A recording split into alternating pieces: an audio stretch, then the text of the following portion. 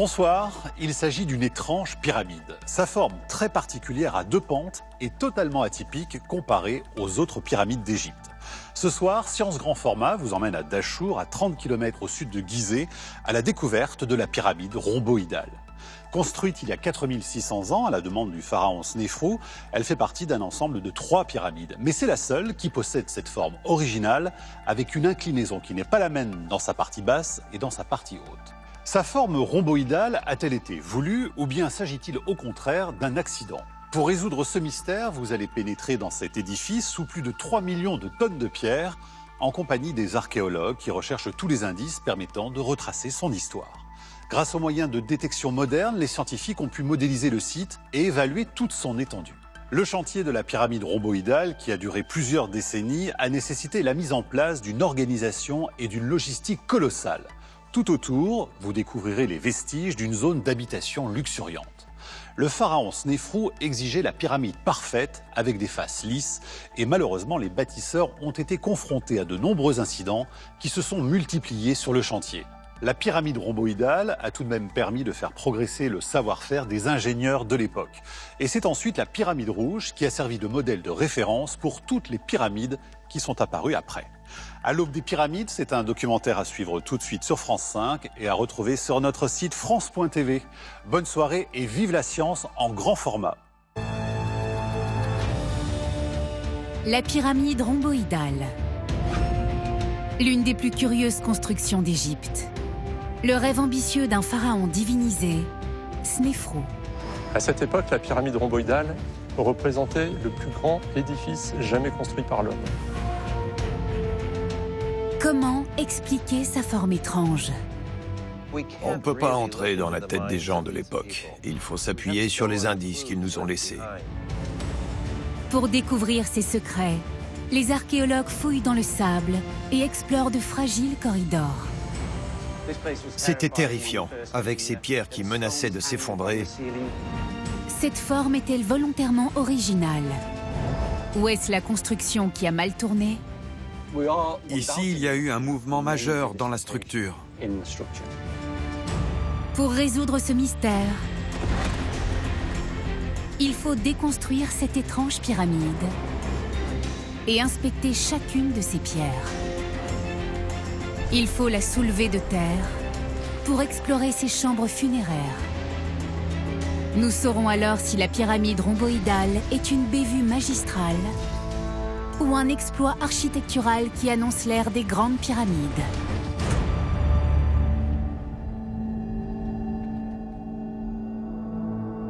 L'Égypte, le pays des pharaons vénérés comme des dieux vivants.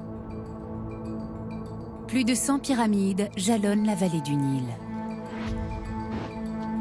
L'une d'elles est unique en son genre. La pyramide rhomboïdale. En raison de sa double pente, la pyramide rhomboïdale est absolument unique dans toute l'Égypte. Elle se trouve à Dachour, à 30 km au sud des pyramides de Gizeh.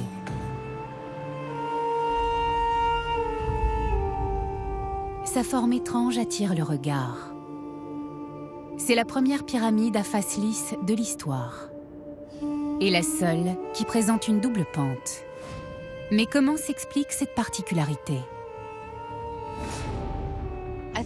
Je crois que la pyramide rhomboïdale est la plus mystérieuse de toutes. Comment en est-on arrivé à cette forme? Et pourquoi est-elle si différente des autres?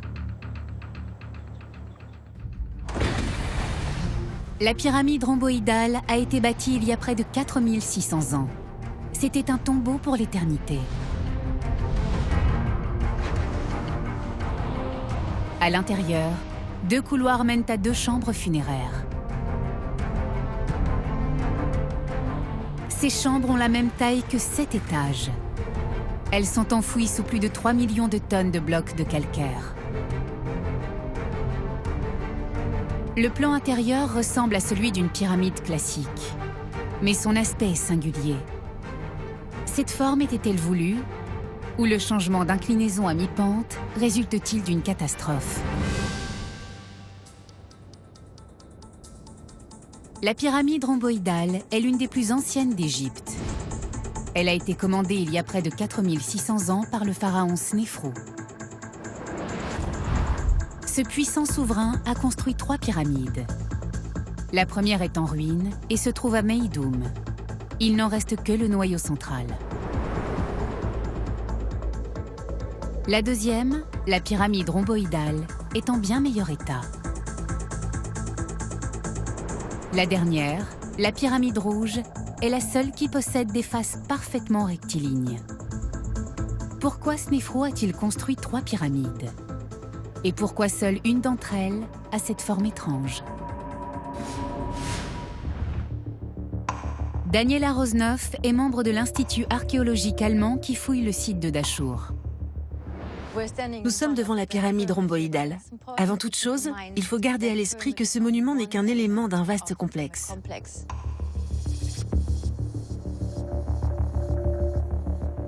Pour comprendre la genèse de cet édifice, il faut commencer par en explorer les alentours. C'est formidable de pouvoir ramener ce site à la vie.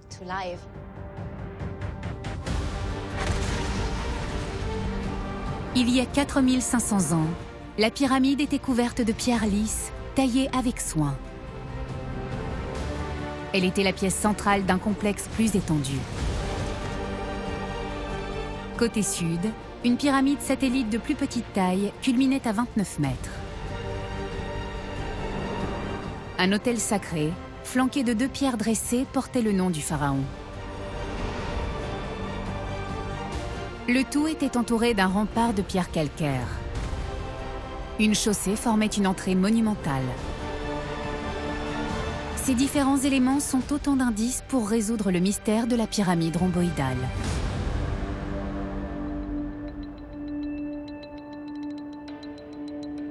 Daniela Rosnoff fouille un secteur situé à moins d'1 kilomètre de la pyramide.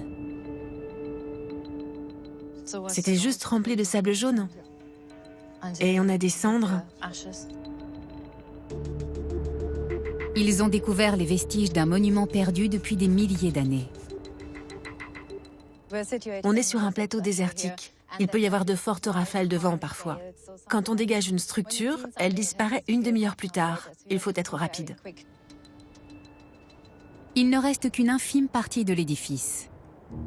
Mais la détection par géoradar a permis de modéliser le site. Elle a montré toute l'étendue de la structure bâtie.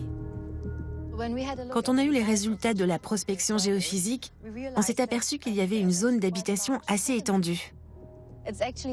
Elle est même plus grande que la pyramide et couvre un secteur d'environ 350 mètres par 200. Quelle était la fonction de cette structure?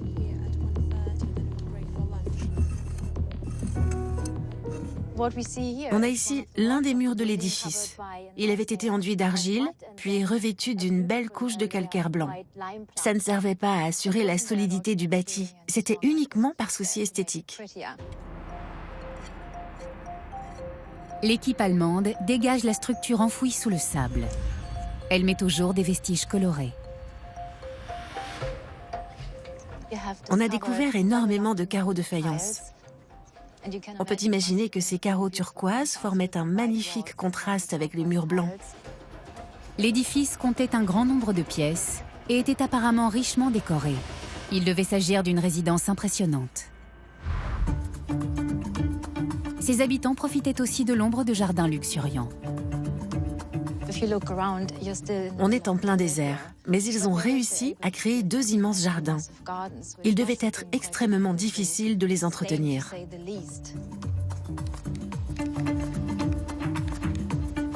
La moindre trouvaille livre de précieuses informations sur les occupants. Nous avons trouvé des objets faits dans un alliage de cuivre, comme des pics à cheveux et des broches. On peut en conclure que des femmes vivaient ici. Le site semble avoir été occupé très longtemps. On a retrouvé énormément d'objets liés à la production de nourriture. Par exemple, ici, on a un fragment de meule. On s'en servait pour moudre les céréales afin de faire du pain ou de la bière. On a mis au jour des jarres de bière. Elles étaient posées près de silos qui servaient à conserver les céréales. C'est la preuve que des gens ont vécu ici pendant plusieurs décennies. Pourquoi a-t-on construit une résidence luxueuse au pied d'une tombe? Et qui vivait ici? Les tessons de céramique retrouvés jusqu'ici datent tous de l'époque de Snéfrou. Tous ces éléments mènent à une hypothèse étonnante. Il s'agissait peut-être de la résidence de l'architecte de la pyramide rhomboïdale. On peut se dire que la personne qui vivait ici avait un lien avec la construction de la pyramide. Il est clair que les habitants du site appartenaient à l'élite. L'emprise au sol de la villa et des édifices environnants fait 4 fois la taille du château de Versailles. Tout ça nous montre qu'à l'époque, construire une pyramide était un projet très prestigieux. Dans l'Égypte ancienne, l'architecte royal était un puissant personnage.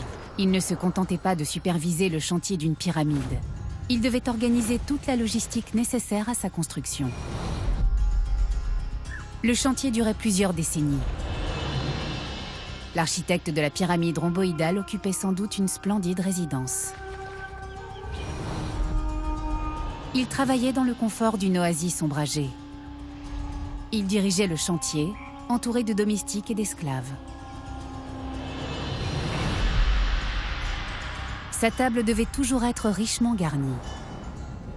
Il recevait peut-être même la visite du pharaon.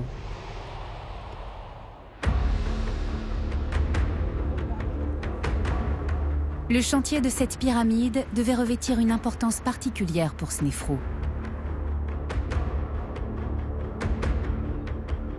Jamais encore on n'avait tenté d'en bâtir une de cette taille. Elle serait près de 2 fois plus grande que les autres. La pyramide rhomboïdale était le plus grand chantier de construction que l'Égypte et peut-être le monde avaient jamais connu. Pourquoi cette pyramide était-elle si importante pour Snéfrou?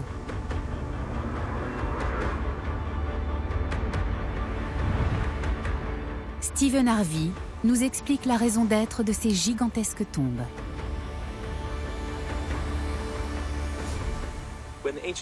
Quand les Égyptiens de l'Antiquité ont vu se dessiner sur l'horizon des monuments tels que la pyramide rhomboïdale, ils ont dû être émerveillés. Ces montagnes de pierre créées par l'homme qui s'est lancé vers le ciel, ça devait être pour eux quelque chose d'extraordinaire.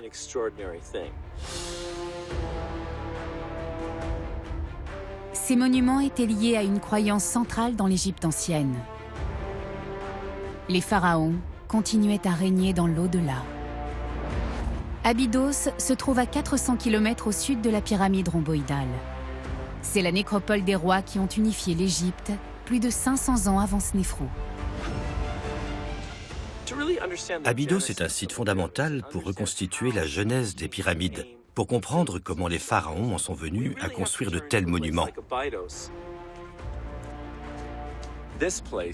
La nécropole est l'un des lieux les plus sacrés de l'Égypte ancienne. C'est là que sont inhumés les rois des premières dynasties qui ont régné sur le pays. C'était un lieu de pèlerinage qui attirait la foule. Les Égyptiens pensaient que cette vallée était la porte du royaume des morts. À première vue, rien n'indique que ce paysage cache des centaines de tombes. Mais d'étranges monticules attirent le regard. Ils sont entièrement faits de tessons de poterie. C'est une véritable montagne de céramique. On trouve ici des millions de petits récipients et de tessons. Ils ont été laissés sur place par des visiteurs venus honorer les dieux et les premiers rois d'Égypte. Ça dépasse presque l'entendement. Cette colline n'est pas naturelle. Elle est entièrement artificielle. C'est une gigantesque accumulation de récipients et chacun d'eux a été acheté ou façonné par les pèlerins qui sont venus ici. C'est incroyable. On n'est pas habitué à marcher sur des céramiques vieilles de 5000 ans, sur des tas de tessons accumulés pendant des milliers d'années. Ces pèlerins étaient persuadés que les rois devaient être nourris après leur mort. D'où venait cette croyance? Pour Stephen Harvey, elle pourrait être liée à l'effet du milieu désertique sur les cadavres.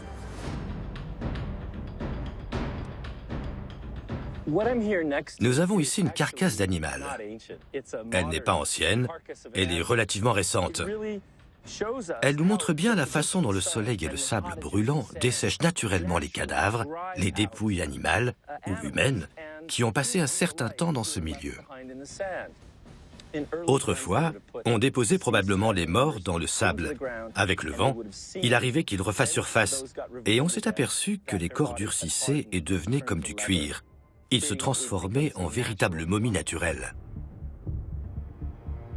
Les momies du désert auraient ainsi façonné l'attitude des Égyptiens à l'égard de la mort. Car les corps des défunts ressemblaient étonnamment à ceux des vivants. Il est possible que ces dépouilles préservées dans le sable brûlant aient contribué à la conception égyptienne de la vie éternelle. On s'est dit qu'on pouvait conserver le corps comme réceptacle de l'âme. Elle pouvait alors le réintégrer à volonté pour l'éternité, du moment qu'il restait à l'image de la personne vivante. Pour les Égyptiens, l'âme vivait de la même façon dans l'au-delà que sur Terre. Les défunts avaient donc besoin d'emporter toute une variété d'objets dans la tombe. Dans l'Égypte ancienne, lorsque quelqu'un mourait, sa famille rassemblait divers objets qui lui avaient appartenu et les déposait dans sa tombe. La personne pouvait ainsi poursuivre dans la mort les activités qu'elle menait au cours de sa vie. Un peintre avait besoin de son pot de peinture, de sa palette et de ses pinceaux. Un charpentier devait avoir à disposition ses différents outils. Pour un roi, c'était le même principe, mais poussé à l'extrême. Un pharaon avait besoin de ses chars, de son épée et de tous ses attributs royaux, comme la crosse et le fléau, les emblèmes du pouvoir composés sur sa poitrine. Il fallait tout cela dans la tombe d'un roi. Pour continuer à vivre dans l'au-delà, le souverain disposait d'une résidence. Les sépultures sont devenues de plus en plus élaborées. On en a fait des demeures souterraines pour abriter le roi et ses objets personnels. L'une des premières du genre se trouve précisément sur le site d'Abydos. Sous le sable, on découvre une maison égyptienne typique composée de 12 pièces. Elle était destinée au roi Scorpion, l'un des premiers souverains d'Égypte. Les chambres sont reliées par d'étroites ouvertures, des portes pour l'âme du roi. Chaque pièce contient des provisions pour l'au-delà, des centaines de jarres en céramique, des milliers de litres de vin, mêlés d'herbes médicinales. Des coffres en cèdre marqués à l'aide d'étiquettes en ivoire.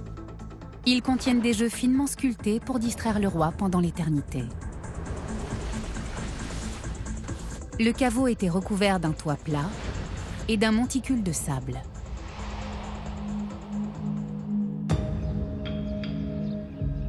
Ces modestes demeures souterraines sont les ancêtres des pyramides. Stephen nous mène devant la tombe restaurée d'un pharaon de la première dynastie, Den. Elle a été bâtie 2 petits siècles après celle de Scorpion Ier, mais elle est 13 fois plus étendue. Ce que nous voyons était la seule partie apparente de la tombe.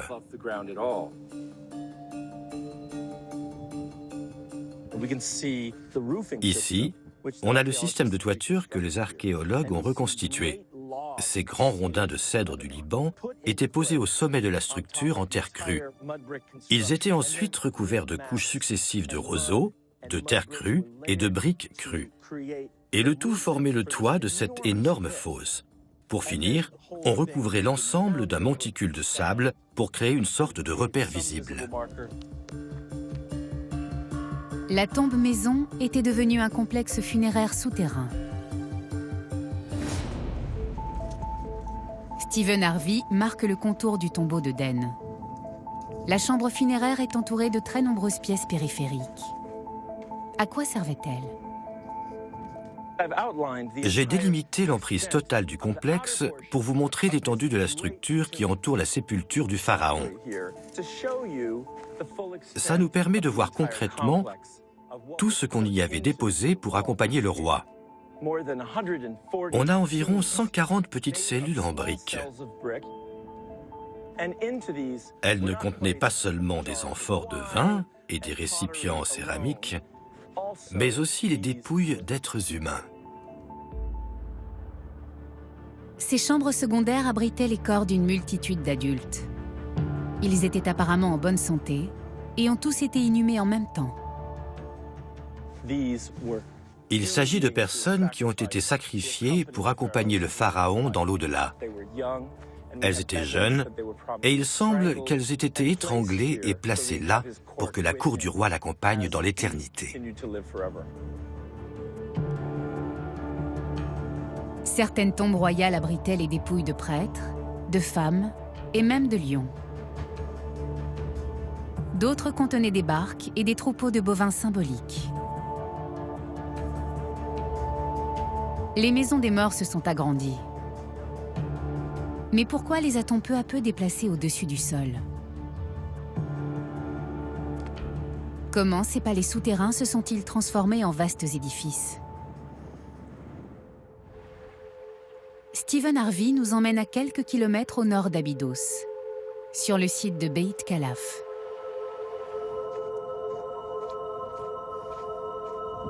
On peut y voir des plateformes géométriques qui abritent des chambres funéraires. Il s'agit de mastaba, un mot arabe qui signifie « banc ». Celui-ci a été construit environ 500 ans après les premières maisons des morts.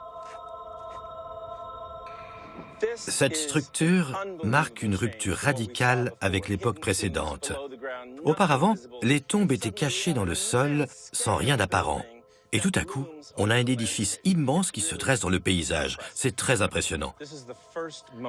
On voit ici le premier témoignage de structure monumentale qui requiert un vaste effort de coordination. Les mastabas représentent un tournant. Les tombes des pharaons deviennent de gigantesques messages destinés aux vivants. Comme les pyramides qui les suivront, elles perpétuent le souvenir du pharaon et de sa puissance. On peut s'imaginer un paysan au travail dans son champ qui fait une pause, lève la tête et aperçoit cette incroyable structure à l'horizon. Il y avait de quoi impressionner et susciter l'admiration de tous. Le mastaba est le point de départ d'une évolution qui va aboutir à des édifices monumentaux comme la pyramide rhomboïdale. Ces monuments sont faits de simples briques de terre crue. Mais ils attirent déjà l'attention sur les demeures d'éternité. Ils vont peu à peu gagner en hauteur. On peut se dire que la taille démesurée de ces monuments est à l'image de l'ego de ces bâtisseurs. Ils ont voulu rendre leur tombe visible et avec elle, faire la démonstration de leur immense valeur. Pendant des générations, les rois d'Égypte ont construit des tombes souterraines. Au cours de la première dynastie, elles deviennent de plus en plus grandes, de plus en plus impressionnantes. À présent, les sépultures changent d'échelle et s'élèvent vers le ciel. Comment est-on passé du mastaba à la pyramide? Les premiers mastabas sont formés d'une seule assise. Elles recouvrent une tombe creusée dans le sol. Mais au fil des siècles, leur structure évolue. On superpose toujours davantage d'assises de briques. Et on aboutit ainsi à une forme pyramidale. La pyramide rhomboïdale est en pierre, mais le principe est le même. Une longue lignée mène ainsi des premiers mastabas aux pyramides.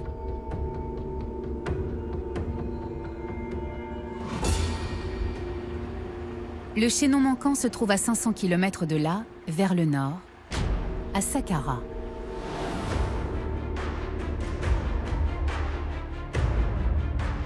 Cette nécropole royale abrite la plus ancienne structure pyramidale d'Égypte, la pyramide à degrés.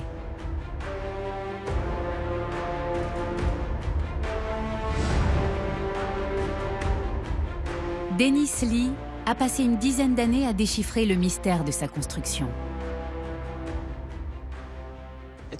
C'est extraordinaire. Ce monument a plus de 4500 ans et il est encore debout. Sa forme peut paraître un peu grossière, mais c'est une pyramide. On a déjà la forme pyramidale. Cette pyramide à degrés a été construite 50 ans avant la pyramide rhomboïdale. Sa forme rappelle un empilement de mastabas. Mais elle introduit une innovation majeure. Elle n'est plus en terre crue, mais en pierre.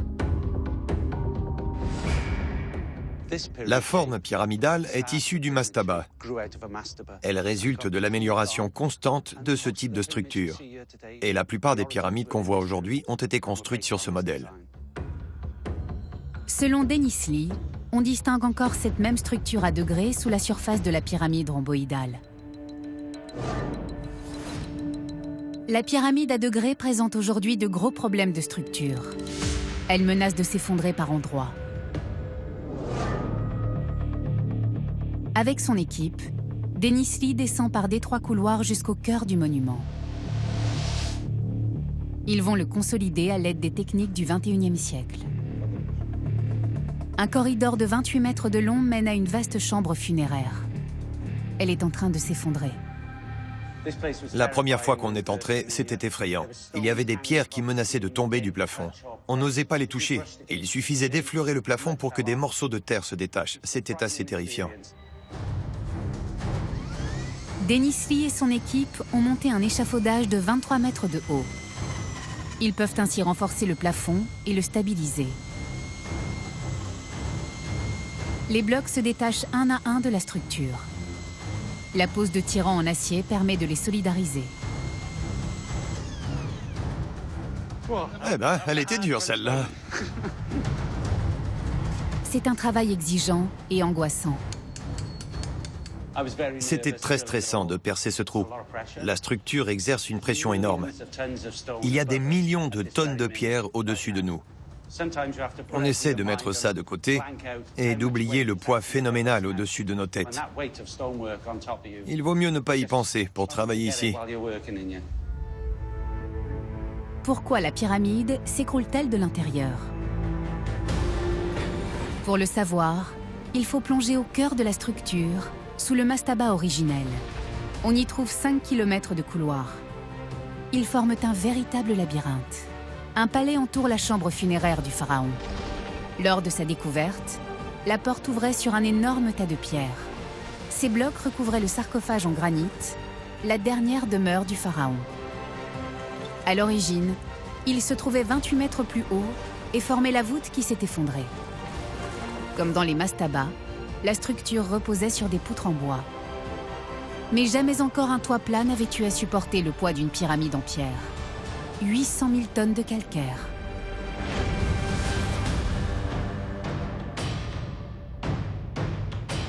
Les bâtisseurs de la première pyramide d'Égypte semblent avoir poussé le modèle du mastaba au-delà de ses limites. Empiler des assises de pierre sur une structure à toit plat, c'était courir à la catastrophe. On mettait en danger la dépouille du roi et toutes ses possessions pour l'au-delà. Ce qui reste, c'est une sorte de voûte naturelle. Les pierres du milieu sont tombées. Elles n'ont pas pu résister au poids de la partie supérieure de la pyramide. Les poutres qui les supportaient se sont désintégrées et tout s'est écroulé sur le sarcophage qui se trouve à 23 ou 24 mètres en contrebas.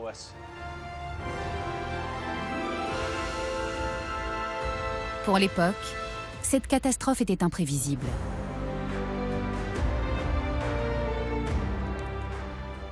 On ne disposait pas de modèle pour bâtir une pyramide. C'était encore quelque chose d'inédit. Ils ont donc avancé au jugé en procédant étape par étape. Les bâtisseurs avaient manifestement présumé de leur capacité.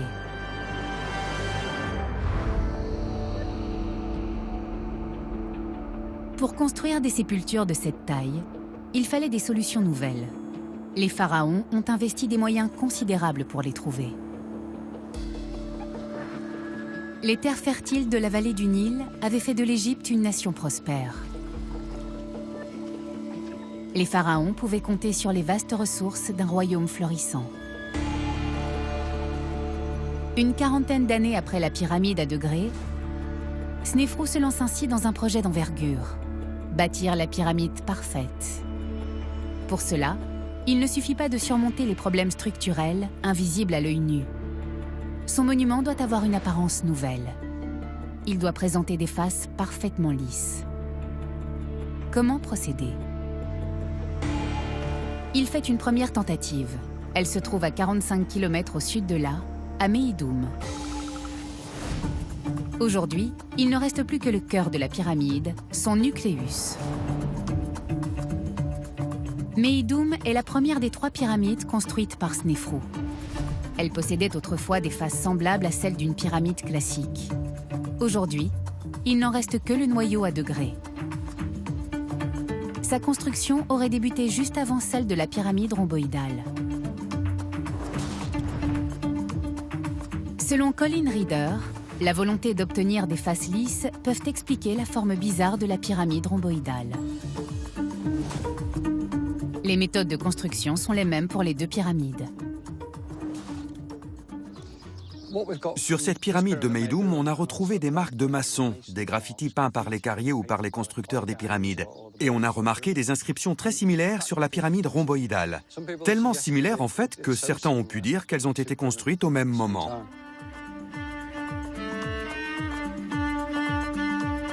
Qu'est-il arrivé à la superstructure de cette pyramide?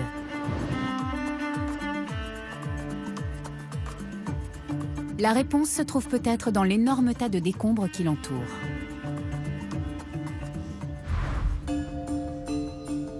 Quand les archéologues ont commencé à étudier le site il y a plus d'1 siècle, ils ont d'abord pensé que les faces de la pyramide avaient été volées.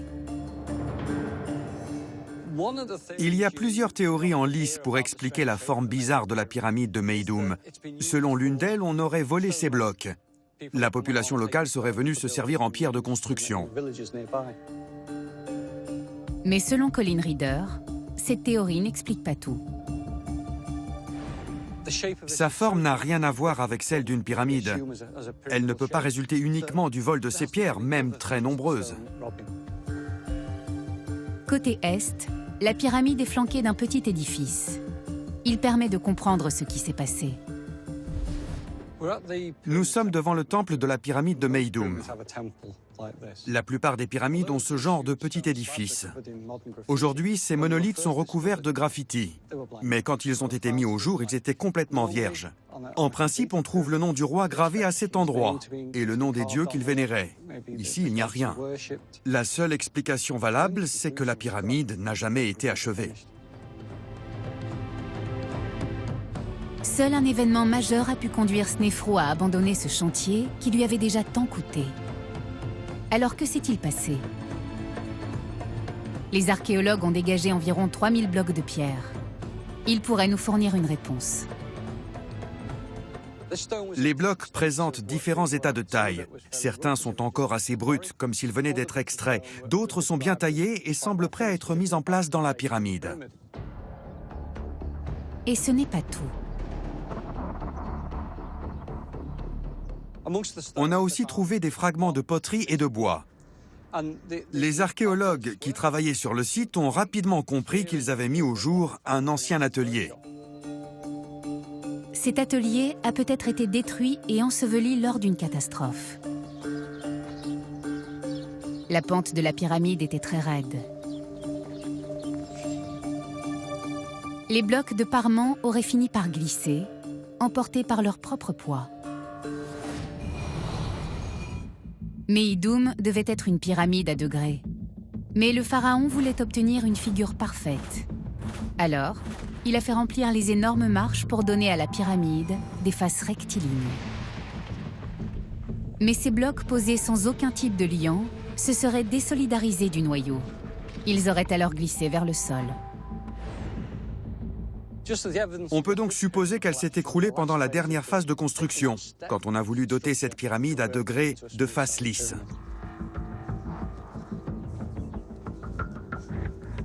Le projet de Snefrou a échoué. Mais il avait déjà commencé à construire la pyramide rhomboïdale selon le même concept. Cette mésaventure peut-elle expliquer sa forme bizarre? Il s'agit de la deuxième tentative de Snefrou pour construire une pyramide à face lisse. Sa forme étrange trahit-elle la même faiblesse structurelle que celle de Meidoum? Colin Reeder se rend sur place.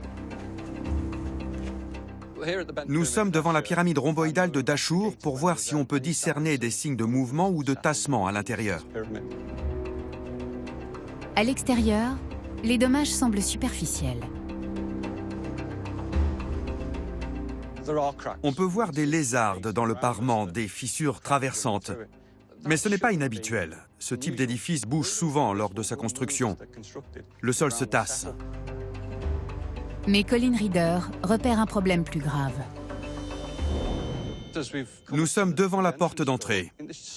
Et on voit ce joint du parement qui semble se décaler au niveau de l'entrée. Si on regarde là-bas, la ligne est bien horizontale, comme entre tous les joints. Mais quand on arrive ici, au-dessus de la porte, le parement baisse d'un cran. Il court horizontalement et puis il remonte d'un cran. C'est peut-être superficiel. Il faut regarder si ce décalage se répercute à l'intérieur de la structure.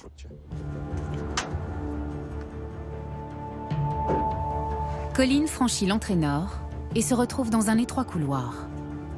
Il trouve alors le signe d'un autre glissement. Nous sommes à 10 mètres à l'intérieur du couloir nord. Et là, on voit qu'il y a eu beaucoup de mouvements. Ce bloc a glissé de 20 à 25 cm vers le bas. Cette fissure qui court en travers de l'entrée inquiète l'ingénieur. Ce glissement montre que le décalage du parement qu'on a vu tout à l'heure n'est pas superficiel. Il se répercute sur toute la longueur du couloir, soit environ 10 ou 11 mètres. Là, on a clairement un décrochement majeur qui s'est produit lors de la construction. La pente de la pyramide rhomboïdale était-elle trop raide, comme à Meidoum? Le parement menace-t-il de s'effondrer?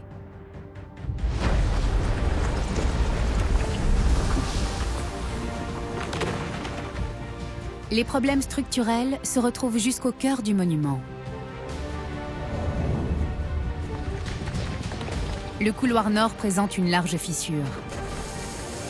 Elle indique la présence d'une ligne de fracture dangereuse.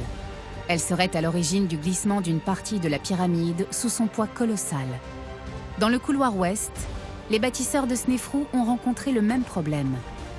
Ils ont dû se résoudre à l'abandonner et à le combler. Des mesures drastiques ont été prises pour éviter un effondrement imminent. Pourquoi les faces de la pyramide rhomboïdale n'ont-elles pas glissé? Colin Reeder évalue l'ampleur du déplacement du parement extérieur. À cet endroit, le mur mesure 10 mètres d'épaisseur et pèse des milliers de tonnes. Mais il ne présente pas d'autres fissures. Et il ne s'est pas affaissé. Je pense que l'anomalie que nous avons vue dans le parement au-dessus de l'entrée est localisée. Le mouvement qu'on voit ici ne concerne que le couloir. Dans l'ensemble, on ne voit pas de traces d'effondrement important. Les bâtisseurs semblent avoir réussi à enrayer le prolongement d'une fracture dangereuse.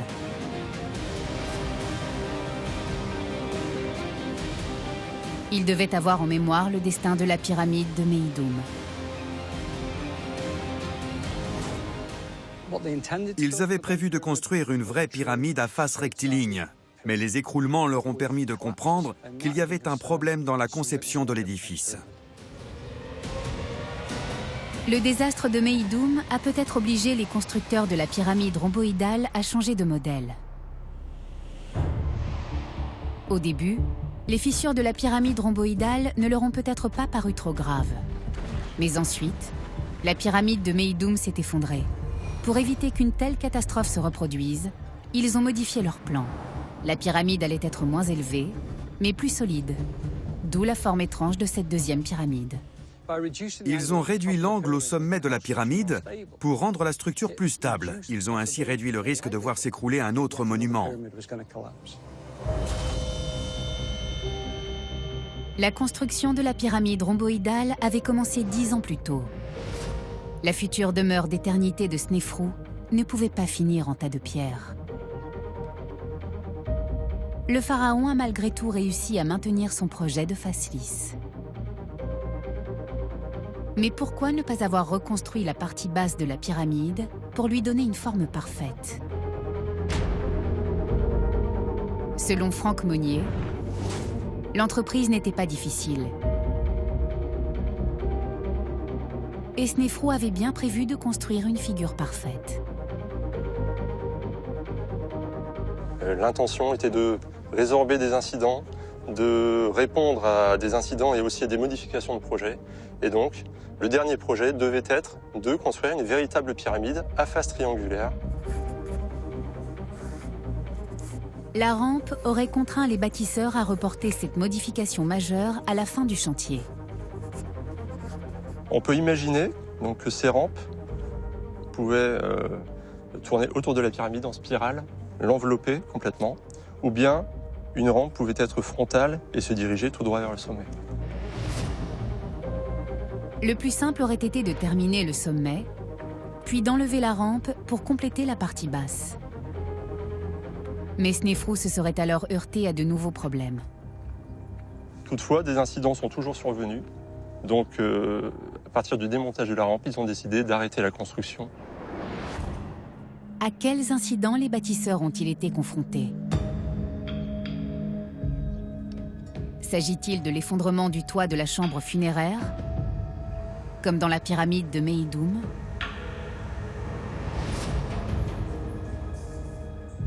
Colin Reeder s'aventure à l'intérieur de la pyramide rhomboïdale. Il veut examiner la chambre inférieure.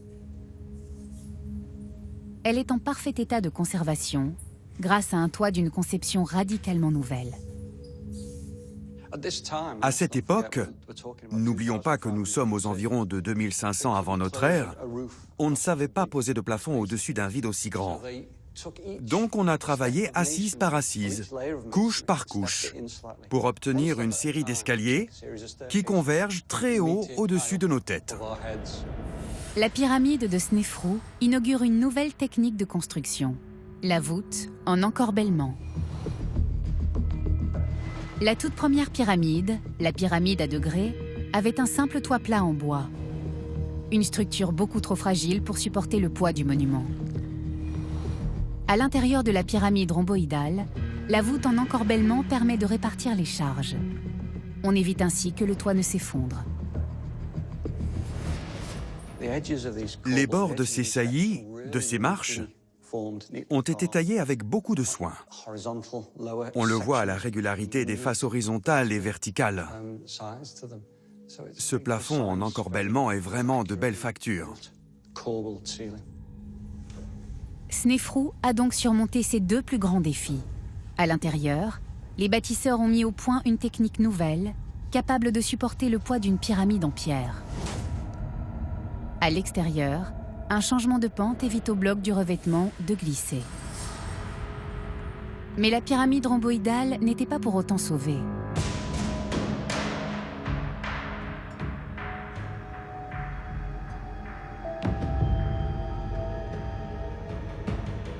Snefrou aurait rencontré des difficultés supplémentaires.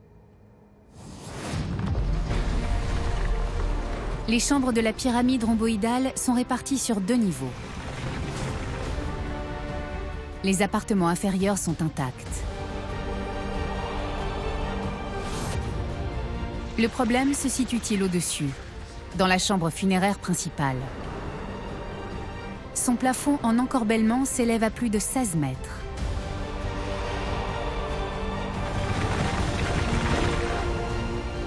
Mais la chambre funéraire royale était vide quand elle a été scellée.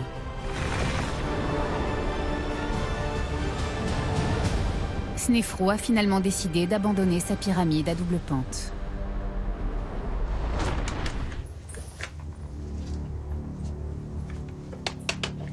Colin Reeder emprunte l'étroit conduit qui mène à la chambre funéraire principale. Elle est dans un état très différent de la chambre inférieure.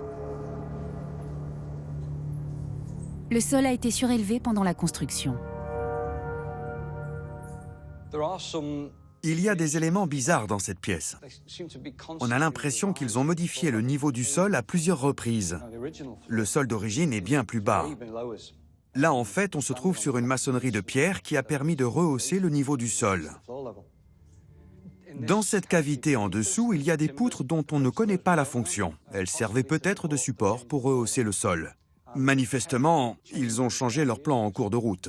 Ils ont apporté des pierres, ont rempli la pièce jusqu'ici pour ensuite poser un sol. Quant au plafond en encorbellement, il est méconnaissable.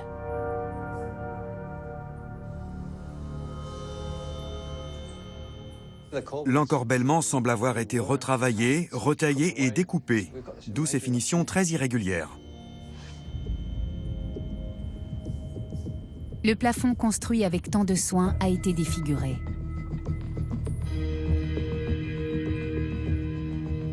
Ils ont taillé les pierres, ils les ont rabotées, et passé un certain stade, on ne peut revenir en arrière. C'est comme quand on coupe les cheveux de quelqu'un trop courts, on ne peut pas les recoller. Cette pyramide devait devenir la demeure de Snéfrou pour l'éternité. Mais la chambre n'était plus digne d'accueillir la dépouille du pharaon. On pouvait croire qu'il s'agissait de la chambre funéraire de Snéfrou. Mais quand les archéologues ont enfin réussi à entrer, ils n'ont pas trouvé de sarcophage. La pièce n'a sans doute jamais servi de tombe. Pourquoi les constructeurs ont-ils abîmé un encorbellement parfait? Pour connaître la réponse, il faut comparer la pièce aux chambres funéraires traditionnelles de l'Égypte ancienne. Depuis toujours, le corps du pharaon était déposé au centre d'une pièce aux parois verticales. Les Égyptiens, ils se sont sentis obligés de retailler ces encorbellements pour donner aux murs, aux parois en fait, une apparence de mur assez propre. Des indices m'ont permis de constater que les encorbellements, en fait, à l'origine, étaient disposés jusqu'à ce niveau. Dans ce cas, pourquoi avoir surélevé le sol? Dans le plan initial, le sarcophage était bien entouré des murs verticaux. Ici, nous avions des murs bien lisses. On constate que les Égyptiens ont décidé de construire un massif de maçonnerie pour noyer en fait le volume de la chambre. Revenons à la charpente noyée dans la maçonnerie. Selon de nombreux experts, cette armature de bois aurait servi à neutraliser les poussées latérales. Franck Monnier a bien étudié les lieux. Selon lui, il n'y avait aucun besoin de renforcer la structure. Donc dans les faits, selon mon opinion, rien ne montre absolument qu'il y ait eu des mouvements de structure dans cette chambre. Et donc, on n'a repéré aucune fissure, aucun mouvement. Snéfrou a peut-être simplement voulu reposer plus près du sommet de la pyramide. On aurait alors surélevé le niveau de la pièce. Mais pour qu'elle puisse accueillir le pharaon, elle devait posséder des murs homogènes. Les bâtisseurs ont donc tenté d'égaliser les saillies de l'encorbellement, sans se rendre compte qu'ils le fragilisaient. Les encorbellements ont été retaillés, ont même peut-être commencé à se désagréger durant la construction de l'édifice. Elles ont forcé les Égyptiens à abandonner ce lieu pour trouver une demeure d'éternité plus satisfaisante. Ces modifications successives ont fini par condamner la pyramide rhomboïdale. Donc nous avions quelque chose de quasi parfait, et ces multiples modifications ont entraîné donc des dommages qui étaient imprévisibles à l'époque. Donc toutes ces modifications, qui ne sont pas réellement des erreurs, mais plutôt des changements de volonté de la part peut-être de l'architecte ou du souverain. La deuxième tentative de Snéfrou pour construire une pyramide parfaite a échoué. Il a fallu modifier l'inclinaison de la pente en cours de route. La pyramide s'est alors retrouvée avec ce curieux profil. Et la dégradation de la chambre funéraire a fini de la rendre inutilisable. Les changements de plan avaient permis de sauver la superstructure de la pyramide. Mais ils ont ensuite gâché l'infrastructure. Après plusieurs décennies de travail, la pyramide rhomboïdale a été scellée et délaissée. Snéfrou avait abandonné toute idée d'en faire sa demeure d'éternité. Pourtant, il l'a fait recouvrir du calcaire le plus pur d'Égypte. Cette dépense considérable était moins vaine qu'il n'y paraît. Elle répondait sans doute à un objectif capital. Car l'unique but que poursuivait Snéfrou était d'atteindre l'immortalité.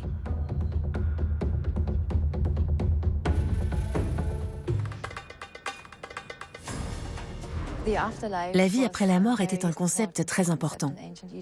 Tout Égyptien voulait avoir une tombe et souhaitait qu'on se souvienne de lui éternellement.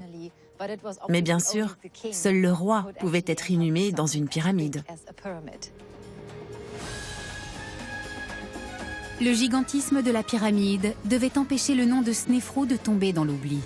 Mais s'il voulait vivre pour toujours, il fallait aussi qu'il soit vénéré pour l'éternité.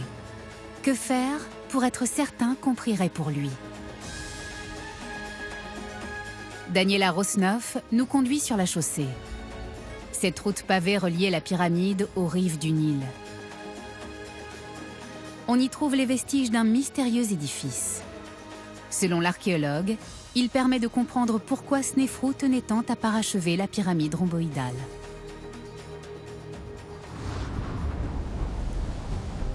Ces ruines sont celles d'un édifice sacré, le temple d'accueil ou temple de la vallée. Il est aligné sur un axe nord-sud, l'axe royal. C'était le lieu idéal pour entretenir le culte d'un pharaon après sa mort. L'entrée distribuait 4 pièces. Elle donnait sur une cour ouverte, bordée à son extrémité par 2 rangées de piliers.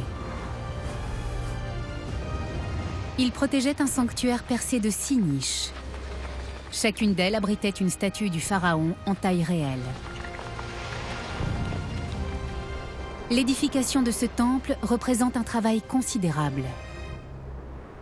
Que nous dit-il des finitions de la pyramide rhomboïdale, de son parement de calcaire?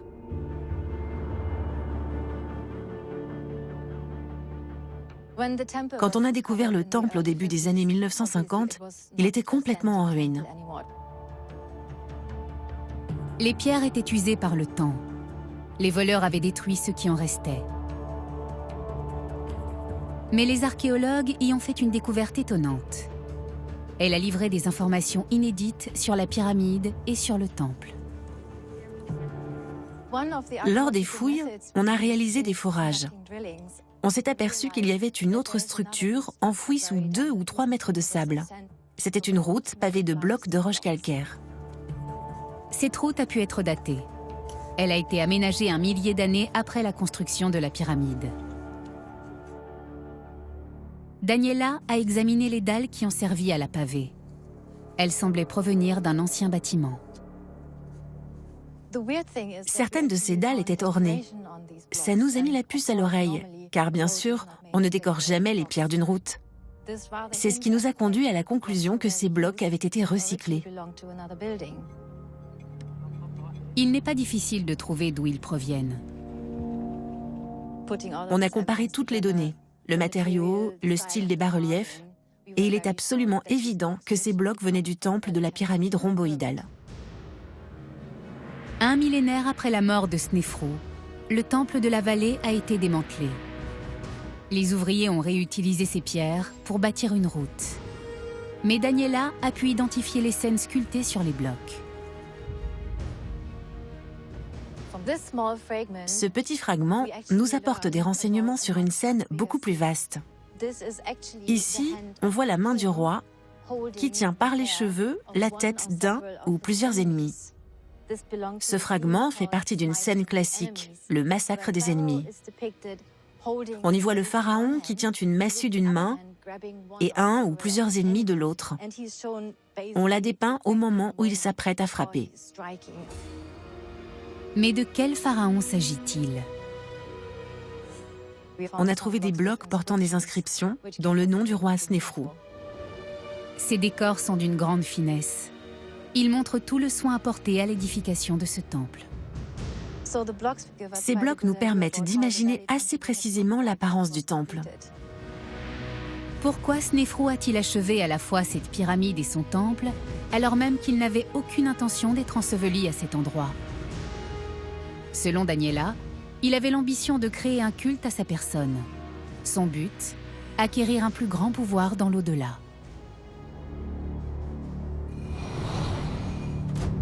Les sites funéraires des anciens Égyptiens étaient des lieux désolés. Le pays des morts était séparé du monde des vivants, situé sur l'autre rive du Nil.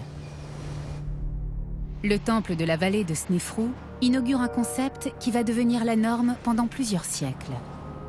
Une chaussée permet de relier les deux mondes. Des bas-reliefs du temple montrent Snéfrou recevant de somptueuses offrandes. Elles viennent de toutes les régions de son royaume. Plus on vénérait un pharaon après sa mort, plus il avait de pouvoir dans l'au-delà. Les pyramides ne sont pas les seuls monuments que Snéfrou nous a laissés. Il a aussi fait bâtir ce temple d'accueil et ses magnifiques décors. Snéfrou voulait être certain d'atteindre l'immortalité. La pyramide rhomboïdale et son temple lui ont permis de satisfaire son ambition. Il lui apportait l'assurance de ne pas tomber dans l'oubli et d'être vénéré après sa mort. Avant Snéfrou, il n'existait pas de temple d'accueil. Nous en avons ici le tout premier exemplaire de l'histoire. C'est pour cela que tout ce que nous découvrons a une telle importance. On voit apparaître pour la première fois des scènes qui vont devenir la norme dans ce genre de temple.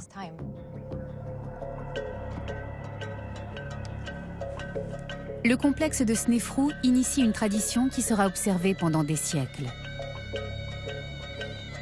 Mais d'où lui est venue l'idée de ce temple? Pour le savoir, il faut retourner à 500 km de là, dans la nécropole d'Abydos.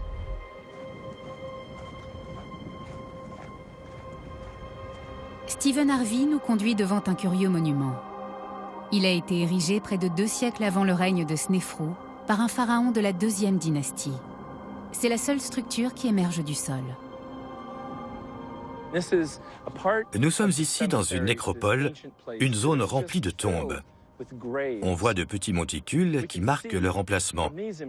C'est le sable déplacé par des pilleurs de tombes ou par des archéologues. Il y a vraiment des centaines de sépultures. Mais quand on regarde au-dessus du sol, on voit cette structure. C'est une enceinte monumentale construite pour l'un des premiers rois d'Égypte. Cet édifice s'appelle le Chounet el-Zébib et il a été bâti il y a près de 4800 ans. Dans cet environnement, ses proportions absolument gigantesques attirent le regard. On a longtemps cru que ces puissants remparts étaient ceux d'un fort. Mais que pouvait-il bien protéger dans une nécropole? Quand on est devant, on se dit qu'il doit y avoir des tas de choses à l'intérieur. Mais en fait, lorsqu'on entre, il n'y a absolument rien à voir. À l'intérieur, il n'y avait aucune structure d'une taille comparable à cette enceinte cyclopéenne. Mais il ne s'agissait pas d'une tombe. Le corps du roi n'y a jamais reposé. Il était d'ailleurs dans le désert, plus près de ce qu'on pensait être la porte de l'au-delà. Quelle pouvait être la fonction de cette curieuse enceinte? Ces puissants remparts contiennent eux-mêmes la réponse. Il s'agissait en réalité d'un décor de scène, une copie du palais du pharaon. Il n'était pas destiné au roi, mais à ses dévots. En fait, cette construction n'est qu'une enceinte, et on y organisait sans doute des fêtes et des cérémonies pour commémorer la mort et la vie éternelle du pharaon. Un roi ne pouvait se contenter d'être enterré avec ses objets personnels. Ses sujets devaient aussi lui rendre un culte grandiose. Le seul fait de prononcer son nom augmentait sa puissance dans l'au-delà.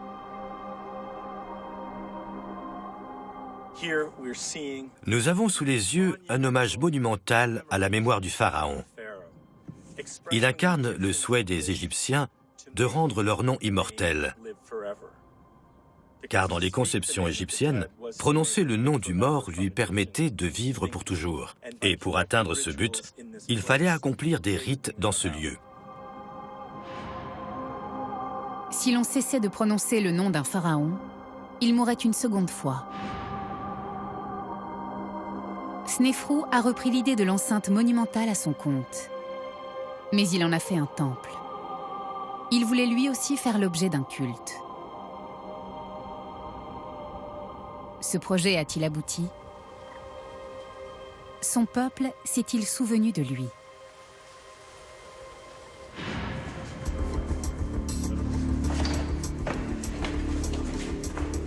Nous sommes au Grand Musée égyptien du Caire.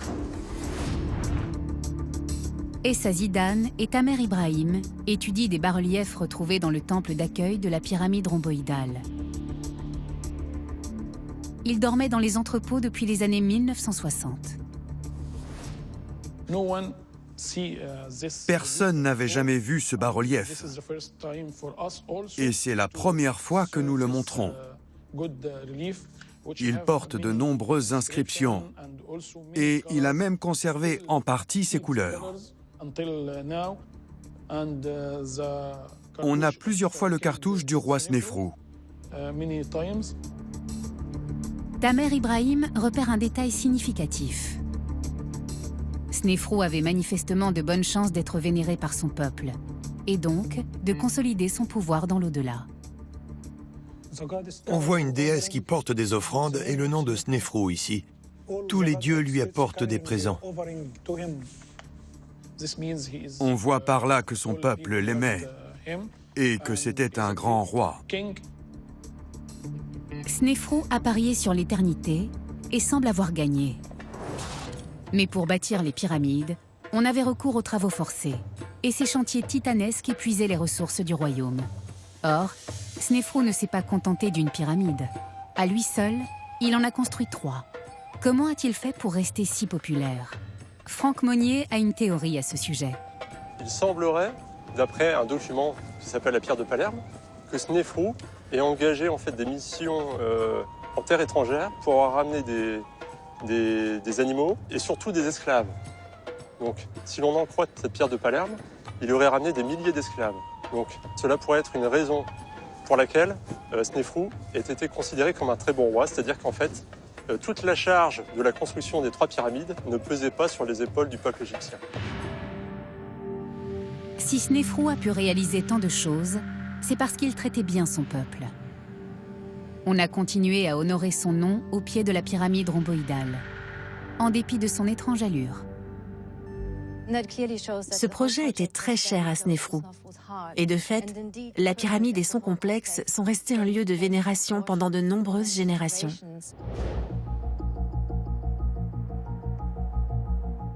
Snefrou a fait d'une sépulture inaboutie un monument à sa gloire.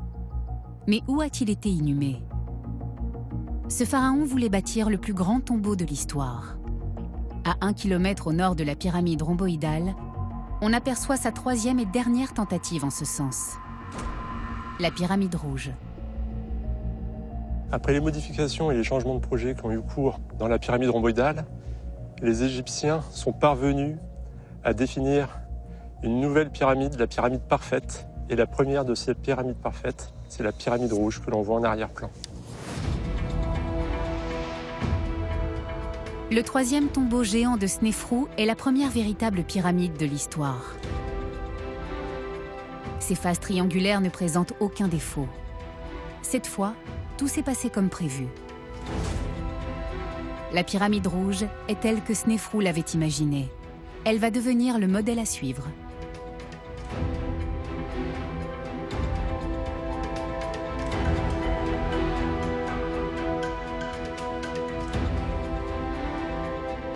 Lorsque l'on compare le profil de ces 2 pyramides, il est évident que celle qui a inspiré les générations suivantes est la pyramide rouge.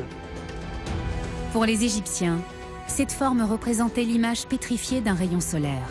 Elle matérialisait le lien direct entre le pharaon défunt et le dieu du soleil.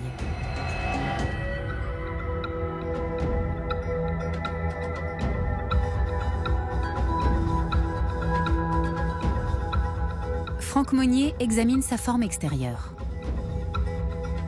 En dépit du fait que la majorité des pierres de parement ont été exploitées par les carriers du Moyen-Âge, on constate que cette pyramide est dans un excellent état. De ce côté de la pyramide, on a dégagé les gravats qui cachaient le parement. Nous avons la chance ici d'avoir un élément préservé. Donc on voit très bien que ce parement est intact. Il n'a pas subi de mouvement de structure, hormis les dégradations dues à l'exploitation des carriers et aussi aux conditions atmosphériques qui atteignent la pierre. Tous les blocs sont restés en place, aucune fissure, contrairement à la pyramide rhomboïdale. Pour son 3e essai, Snefrou semble avoir atteint la perfection. Mais la pyramide rouge est elle aussi aboutie à l'intérieur. Franck Monnier examine l'état du corridor d'entrée. Il mesure 55 mètres de long.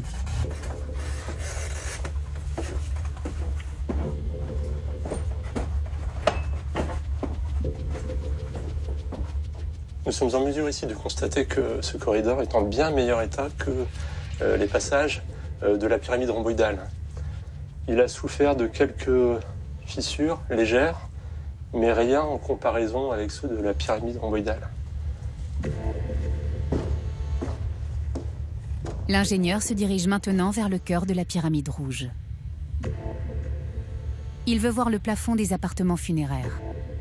Tout ici, dans cette antichambre, montre une perfection, une maîtrise technique jusque-là inédite. Ici, tout est en parfaite condition, à tel point qu'on pourrait croire que cette pyramide vient juste d'être construite. Snefrou a donc réalisé un tombeau parfait, à l'intérieur comme à l'extérieur. Les bâtisseurs ont retenu les leçons des précédentes expériences. Au cours de la construction de la pyramide rhomboïdale, ils ont tenté de modifier la forme de la chambre funéraire.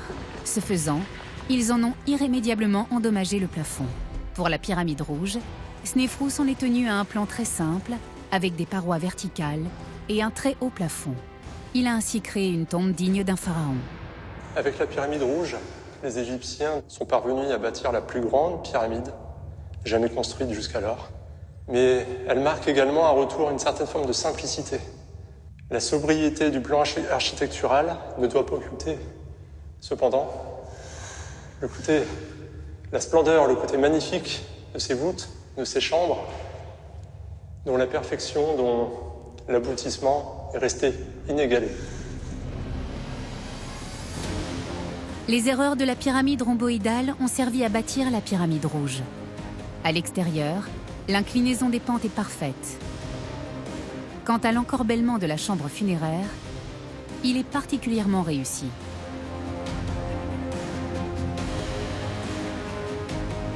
Les générations suivantes ont exploité les avancées du règne de Snefrou. Les plus célèbres pyramides du monde se trouvent à 30 km au nord de Dachour, à Gizeh.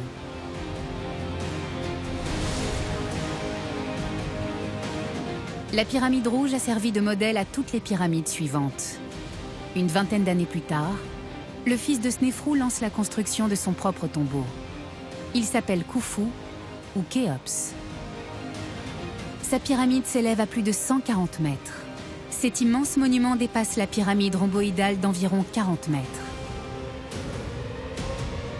Mais seules 3 décennies les séparent.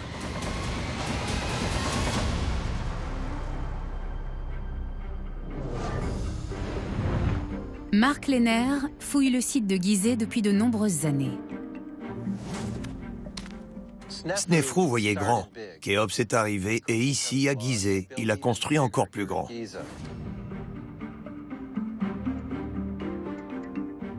Quand on pense à l'Égypte, on voit la pyramide de Khéops. Cette tombe immense est restée le plus haut bâtiment du monde pendant près de 4000 ans.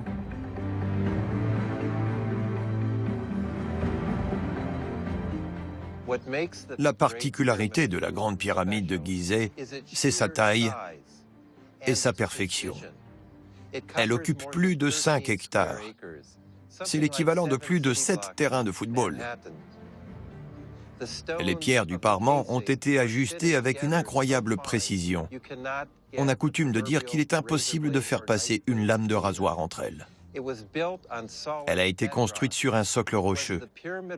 Sa forme est parfaite et sa taille n'a jamais été égalée depuis.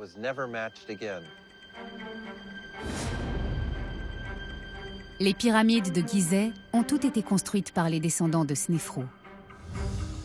Ils voulaient surpasser leurs glorieux ancêtres. Ces 3 pyramides constituent l'apogée d'une sorte d'élan vers le gigantisme. Les monuments de Snefrou n'ont pas seulement fait progresser les techniques de construction. Ils ont eu d'immenses répercussions sur la société égyptienne. Auparavant, l'habitat égyptien était surtout fait de petits villages. Mark Lehner dirige des fouilles au pied des pyramides de Gizeh. Les chantiers titanesques initiés par Snéfrou semblent avoir changé le quotidien des Égyptiens. Nous avons dégagé le sable sur une surface équivalente à 5 terrains de football. Et nous avons trouvé des maisons et des casernes. De tout temps, les casernes ont surtout été occupées par des hommes, et surtout des hommes jeunes. Et nous pensons que c'était le cas ici. L'archéologue a mis au jour une zone d'habitation. Elle semble avoir abrité jusqu'à 20 000 personnes. Sa construction date de la même époque que les pyramides. Snéfrou avait fondé une ville peuplée d'ouvriers près du chantier de sa pyramide. Elle a perduré pendant 700 ans. À son tour, Khéops a fondé une ville entière sur le site de construction. Mais elle comptait plus d'habitants que les seuls ouvriers du chantier. Il faut se rappeler qu'on avait ici des milliers d'ouvriers. Mais il leur était impossible de remplir toutes les activités qui permettent de vivre dans une société agricole. Ils ne pouvaient pas s'occuper des troupeaux, ni cultiver les champs. Alors, pour nourrir les ouvriers du chantier, les pharaons ont bâti de nouvelles fermes, des domaines partout en Égypte. Au fil du temps, ils sont devenus de véritables centres régionaux. Ces pyramides étaient des chantiers nationaux. Elles étaient aussi étroitement liées au commerce international. Les bâtisseurs se procuraient les matériaux dans tous les pays environnants. L'Égypte renforçait ainsi ses liens avec ses voisins. Les Égyptiens ont établi des relations avec la Nubie pour se procurer du granit. Ils ont établi des relations avec Byblos au Liban pour se procurer du bois de construction. Et ils ont établi des relations avec l'autre rive de la mer Rouge. Pour cela, ils ont construit un port à Wadi el-Jarf pour aller dans le Sinaï et rapporter du cuivre. Cette infrastructure a pris plus d'importance que ce gigantesque chantier en lui-même. La construction des pyramides a permis de bâtir une nation. Pour construire ces pyramides, on a rassemblé des dizaines de milliers d'ouvriers. Leurs baraquements ont donné naissance aux premières cités. Ces dernières ont permis à l'Égypte de devenir une superpuissance de l'Antiquité. Et tout cela a sans doute commencé avec la pyramide rhomboïdale. Les fouilles de la cité de Dachour ont montré que cette ville contemporaine de la construction des pyramides est à l'origine de tout ce que nous avons découvert ici, à Gizeh. Les pyramides de Snéfrou sont plus petites que celles de ses héritiers. Mais il en a bâti davantage et a conçu pour cela une puissante infrastructure. Si on additionne le volume de toutes les pyramides que Snéfrou a construites, on dépasse de loin le volume de la grande pyramide de Gizeh. Il a fait empiler bien plus de blocs de pierre que son fils. Les pyramides de Snéfrou n'étaient pas toutes parfaites. Mais son expérience inestimable a profité à la génération suivante. On a ici l'aboutissement d'un long programme de recherche et développement qui a été mené en grande partie par Snéfrou. Sans la pyramide rhomboïdale et la détermination de Snéfrou, le monde n'aurait pas connu la grande pyramide de Gizeh. Si Snéfrou avait pu revenir et voir briller cette pyramide à l'horizon, surtout quand elle était intacte, dans toute son élégance, son gigantisme et sa perfection, il aurait été très fier de son fils Khéops.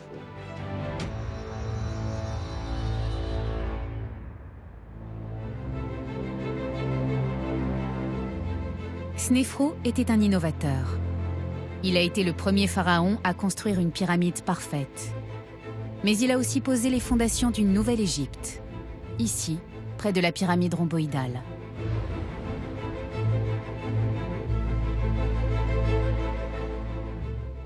Pour construire les pyramides, il fallait d'immenses ressources humaines et matérielles.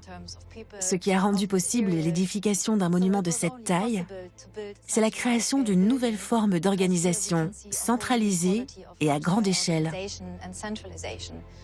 C'est donc un chantier qui a permis l'unification de tout un pays. Il n'a fallu qu'une petite quarantaine d'années pour que les idées de Snéfrou soient appliquées à plus grande échelle à Gizeh. Son modèle a été copié pendant plus de 1000 ans. Mais les pyramides n'ont plus jamais atteint la même taille. Et on a cessé d'en construire vers 1500 avant notre ère. Comment l'expliquer? Stephen Harvey se trouve près des vestiges de la dernière pyramide royale. Elle se trouve à Abydos, là où tout avait commencé. Ces monuments sont devenus de plus en plus petits, jusqu'à l'abandon total de ce type de sépulture. Il n'en reste plus qu'un monticule de sable. Il y a quelque chose de très poétique dans ces derniers vestiges d'une grande tradition. Le déclin des pyramides serait lié à celui du culte de Rê, le dieu solaire. L'Égypte ancienne avait beaucoup de traditions concurrentes. Certaines affirmaient par exemple que le pharaon allait au ciel à sa mort, et d'autres disaient qu'il s'enfonçait dans la terre.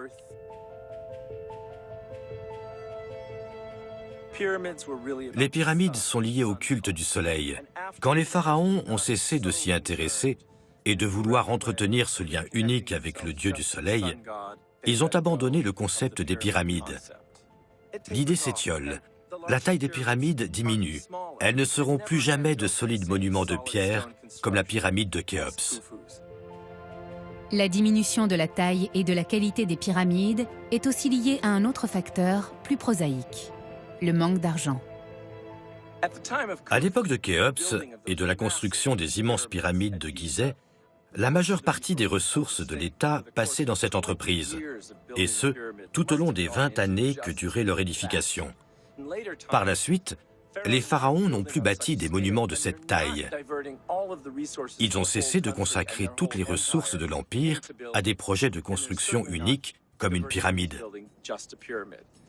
On a utilisé des matériaux moins nobles, par exemple des gravats et des briques, au lieu de blocs de pierre taillés. Les pharaons ont pu ainsi construire des villes, des forts, des murs d'enceinte. Il existe une troisième cause du déclin des pyramides. Stephen Harvey se rend à Der El Medina, près de Luxor.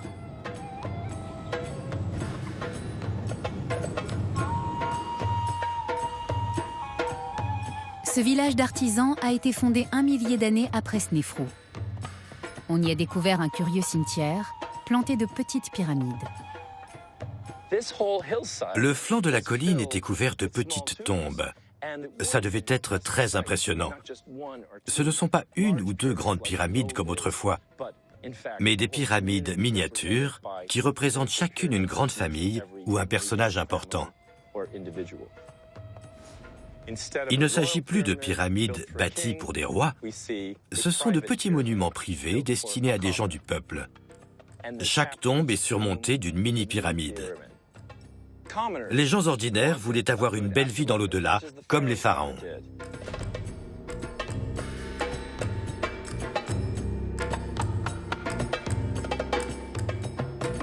Qui repose sous ces pyramides ordinaires?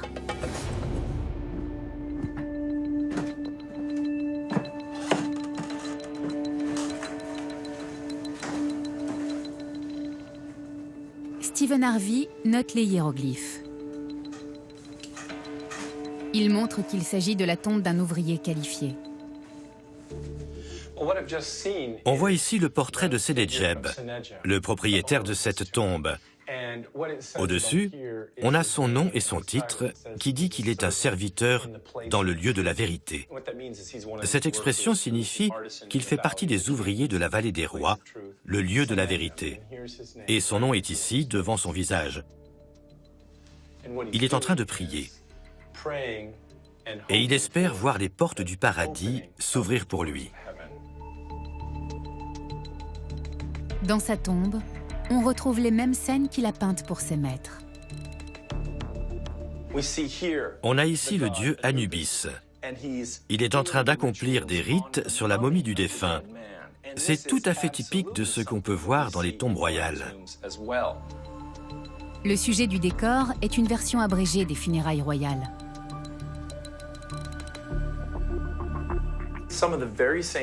Sur ces murs, on retrouve des choses qu'on voit dans les trésors mis au jour par les archéologues. C'est le genre d'éléments qu'on trouve dans les tombes royales.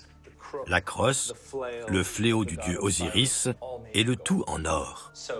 Sénécheb se met dans la position qui devait être celle du pharaon. Le concept de pyramide perfectionné par Snéfrou 1000 ans auparavant a été victime de son propre succès.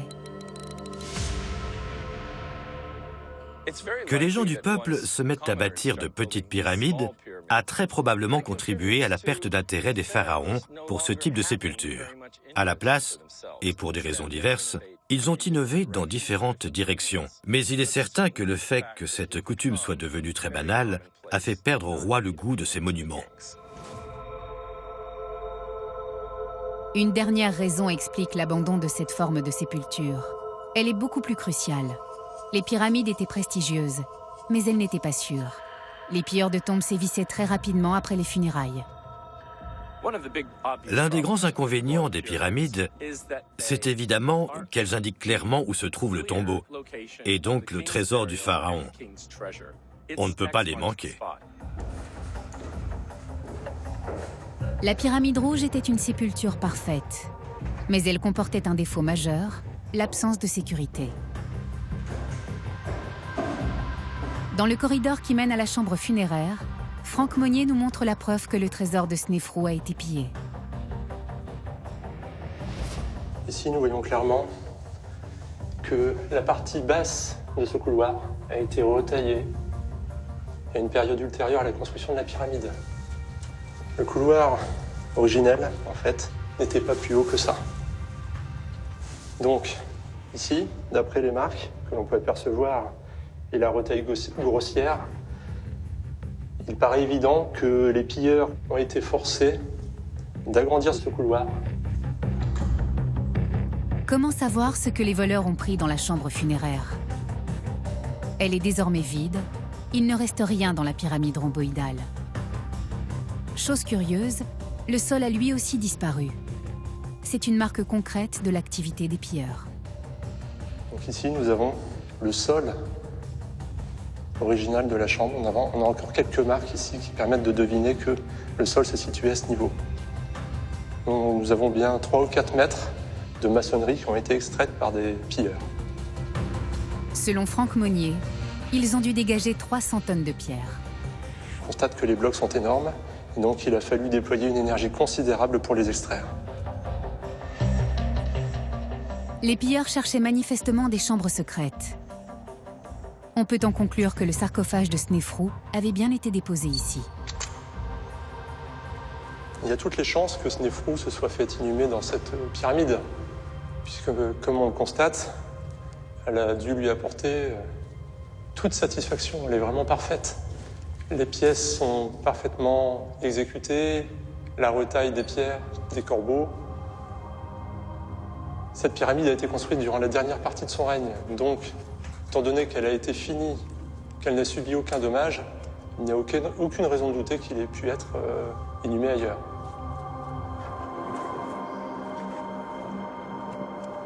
Toutes les pyramides fouillées à l'époque moderne ont été retrouvées vidées de leurs trésors.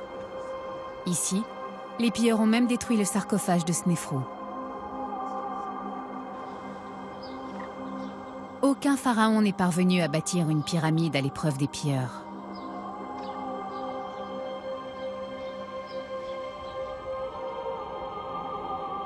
Les souverains ont fini par abandonner ce type de sépulture. Où a-t-on alors enterré les pharaons? Nous voici près de Luxor, à 5 km du village des artisans. C'est ici que se trouve la vallée des rois. Plus de 60 tombes ont été creusées dans la roche de cette faille sinueuse. Leurs entrées sont soigneusement dissimulées dans la falaise. Cette vallée est devenue une nécropole royale après l'époque des pyramides. Elle l'est restée pendant près de 5 siècles. On a sans doute choisi cette vallée comme lieu d'éternité des pharaons pour plusieurs raisons. L'une d'entre elles, c'est que la montagne qui la surplombe forme une sorte de pyramide naturelle. Par ailleurs, on ne voulait plus bâtir ces pancartes géantes qui disaient « Mon trésor royal se trouve ici ». Il fallait éviter le pillage, qui était un souci majeur. Il était plus facile de garder l'accès à cette vallée étroite qu'à des pyramides disséminées dans le désert. Ces tombes étaient secrètes, et les biens que les pharaons emportaient dans l'au-delà y étaient bien protégés. Du moins, en théorie.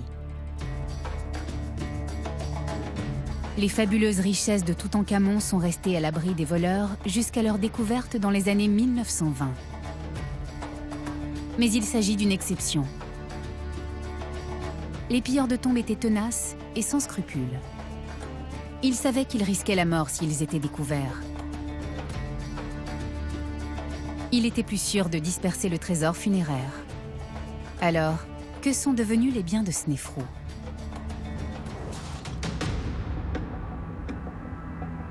Retour au grand musée égyptien du Caire. Hent Mohamed restaure l'un des lits trouvés dans le tombeau de Toutankhamon. Le trésor du célèbre pharaon donne une idée de ce que devait être celui de Snéfrou. À l'origine, ce lit était en bois, et puis on l'avait orné à la feuille d'or. Les objets en bois déposés dans le tombeau de Snéfrou devaient être richement décorés. Ils permettaient d'accroître le prestige du pharaon dans l'au-delà. L'or, matériau indestructible, aidait les morts à traverser l'éternité. Un précieux minerai d'un bleu profond, l'azurite, les reliait aux dieux. Nous avons ici une lionne. Les deux yeux sont faits de verre coloré. Cette partie, ici, est incrustée d'azurite. Le nez est également en azurite. Les voleurs visaient l'or et les pierres précieuses. Ils n'avaient que faire de la valeur artistique des objets. Mais comment faisaient-ils pour parvenir à la chambre funéraire?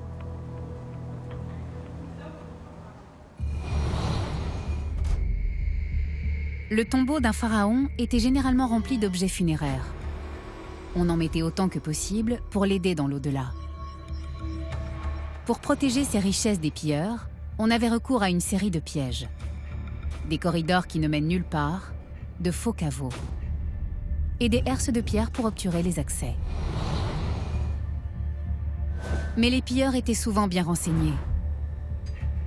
Des bâtisseurs corrompus leur indiquaient comment contourner ces défenses.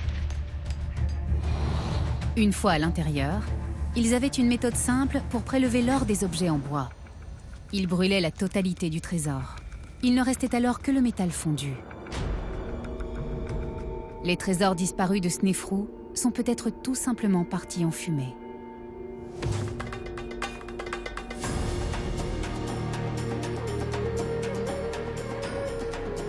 Les pyramides menaient les pilleurs au trésor des pharaons.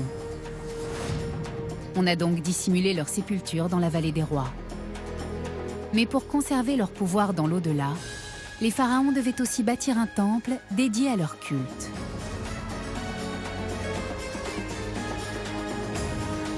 On retrouve là encore l'influence de la pyramide rhomboïdale et de son complexe.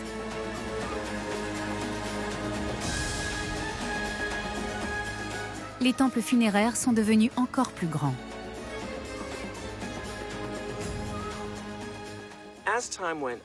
À l'époque de la vallée des rois, les temples sont complètement séparés des tombes qui sont dissimulées dans la vallée.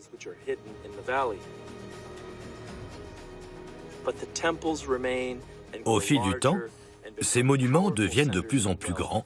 Ils gagnent en puissance et en richesse. À Karnak et à Luxor, on trouve des temples immenses qui incarnent à la fois le pouvoir temporel du pharaon et le pouvoir céleste des dieux. Il y a bien longtemps, les sépultures royales d'Égypte sont sorties de terre. Avec Snéfrou, elles ont atteint des proportions considérables. Et puis, elles sont redevenues souterraines dans la vallée des rois. Mais partout, on retrouve la marque de la pyramide rhomboïdale. Elle est à l'origine des cités prospères bâties autour des pyramides.